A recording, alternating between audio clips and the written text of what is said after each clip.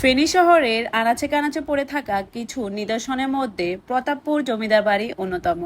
এটি ফেনী জেলার দাগনভূঞা উপজেলার পূর্ব চন্দ্রপুর ইউনিয়নের প্রতাপপুর গ্রামে এই জমিদার বাড়িটি অবস্থিত।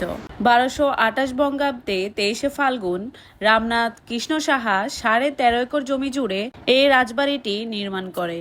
এই বাড়িতে রয়েছে 5টি দোতলা ভবন, 5টি বৈঠকখানা ও 13টি পুকুর। লোকমুখে শোনা কথা, রাজা কৃষ্ণ সাহা তার 7টি স্ত্রীর জন্য 7টি পুকুর খনন করেন, যেটা তার বাড়ির চারপাশে অবস্থিত।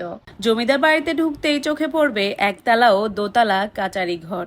স্থানীয়দের কাছে এটি রাজবাড়ি অথবা বড় বাড়ি নামেও পরিচিত।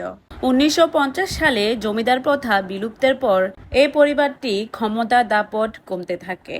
তারপরও প্রায় 48 বছর তারা এই জমিদার বাড়িতে বসবাস করেছে। 1998 সালে এই রাজবাড়িতে ক্রমশই লুটপাট হামলা বেড়ে গিয়েছে।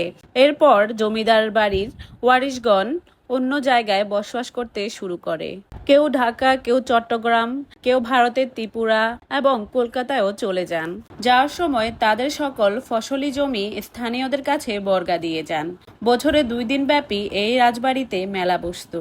ওই মেলায় রাজবাড়ির বংশধররা আসতেন। এই বাড়িতে ঢুকতেই আপনাদের চোখে পড়বে একতলা দোতলা কাচারি ঘর, একটা বড় দালান আর বাড়ির ভেতরে একটা বড় উঠান। উঠানের চারপাশ জুড়ে রয়েছে বড় বড় দালান কোঠা। জমিদার প্রথা বিলুপ্তের পর জমিদারের বংশধররা অন্য জায়গায় বসবাস শুরু করেন। এরপরে এ বাড়িতে ওরা বেশ কয়েক বছর না আসায় খসে পড়ছে প্রতিটি দেয়ালের নকশাগুলো। চোখ জোড়ানো এই নকশাগুলো যদি আপনি কাছ থেকে না দেখেন তাহলে আপনি মিস করে যাবেন। তবে পর্যবেক্ষণের অভাবে নষ্ট হতে যাচ্ছে এই রাজবাড়িটি। দেয়াল জুড়ে জন্ম নিয়েছে অনেক রকমের পরজীবী গাছ, যে গাছগুলো প্রতিটি দেয়ালকে আষ্টে পিষ্টে ধরে আছে এবং নষ্ট করে দিচ্ছে প্রতিটি ভবন। বাড়ির চারপাশে লক্ষ্য করলে আপনারা দেখতে পারবেন অনেক রকমের ফল গাছ, 50টিরও বেশি নারকেল গাছ, আম গাছ, কাঁঠাল গাছ এবং সকল ধরনের ফল গাছ পাওয়া যাবে এই বাড়িতে। বাড়ির ভিতরে প্রতিটি দেয়ালে জন্ম নিয়েছে পরজীবী গাছ। শ্যাওলা জমে নষ্ট হয়ে যাচ্ছে প্রতিটি ঘর, প্রতিটি দালান কোঠা। কোনো রক্ষণাবেক্ষণ না হওয়াতে বিলুপ্ত হয়ে পড়ছে এই রাজবাড়ি। এই রাজবাড়িটি রাজা কৃষ্ণ সাহার ওয়ারিশগণের নামে থাকাতে এখন পর্যন্ত এই রাজবাড়ির কোনো রক্ষণাবেক্ষণ করতে পারছে না জেলা প্রশাসন।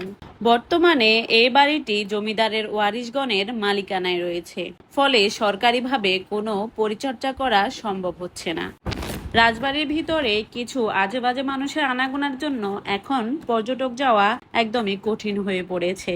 তবে আপনাদের উদ্দেশ্যে একটা কথা বলি, আপনারা যদি কেউ ওই রাজবাড়িতে ঘুরতে যান অবশ্যই দলবদ্ধভাবে যাবেন, একা কেউ যাওয়ার চেষ্টাও করবেন না, তাহলে কিন্তু আপনারা অনেক বড় বিপদে পড়তে পারেন। তবে এভাবে যদি চলতে থাকে একটা সময় এই রাজবাড়ি বিলুপ্ত হয়ে পড়বে।